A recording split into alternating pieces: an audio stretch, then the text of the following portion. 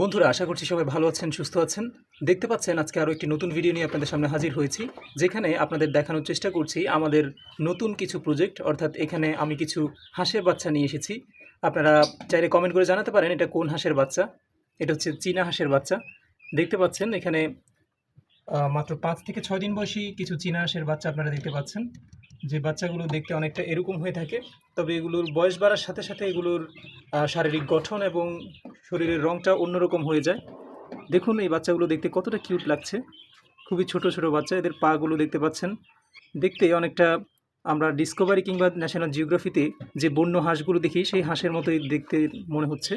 তবে বয়স বাড়ার সাথে সাথে এদের শরীরের গঠন এবং রং পুরোপুরি বদলে যাবে এবং এদের মাথার উপরে একটা লাল রঙের চোট দেখতে পাবো।